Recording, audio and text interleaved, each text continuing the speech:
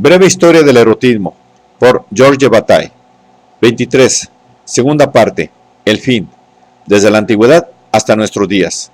2. La época cristiana. 7. La evolución del mundo moderno. Lo sabemos, no tenemos otra salida que la conciencia. Este libro, para su autor, solo tiene un sentido: abrir a la conciencia de sí. El periodo que sigue a Sade y Goya pierde estos aspectos abruptos. Conoció una cumbre que desde entonces nadie escaló. Sin embargo, será prematuro decir que, finalmente, la naturaleza humana se dulcificó. Las guerras no lo demuestran. No es menos cierto que Gilles de Rais, quien no afirma sus principios, hasta el Marqués de Sade, que los afirma y no los pone verdaderamente en acción, hemos visto declinar la violencia. Gilles de Rais, en su fortaleza, tortura y mata a decenas de niños, tal vez centenares. Un poco más de un siglo más tarde, al abrigo de los muros de sus castillos, una gran dama, Erzsébet Báthory, mata en Hungría a jóvenes sirvientes, y más tarde a niñas pertenecientes a la nobleza. Lo hizo con una crueldad infinita. En principio, el siglo XIX tuvo menos violencia.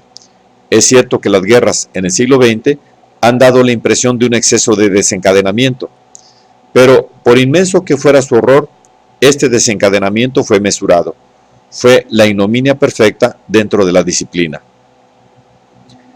La crueldad de la guerra acrecentada y el ahogo en la disciplina han reducido la parte de calma infame y de alivio que antes brindaba la guerra a los vencedores.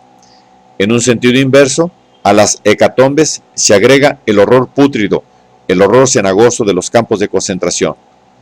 Deliberadamente, el horror adquiere sentido de depresión. Las guerras de nuestro siglo han mecanizado la guerra. La guerra se ha vuelto senil. El mundo ha cedido a la razón, y hasta en la guerra del trabajo se ha vuelto el principio, la ley fundamental.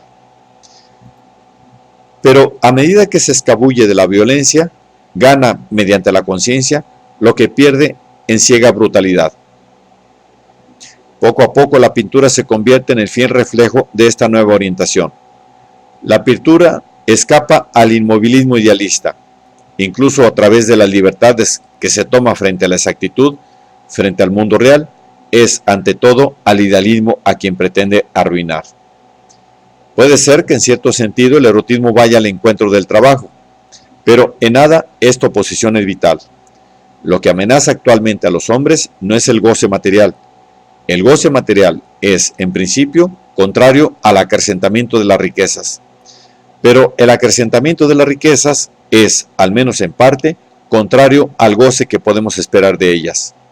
El acrecentamiento de las riquezas lleva a la sobreproducción, de lo cual solo la guerra es la salida. No quiero decir que el erotismo sea el único remedio a la amenaza de miseria, ligada al acrecentamiento irracional de las riquezas.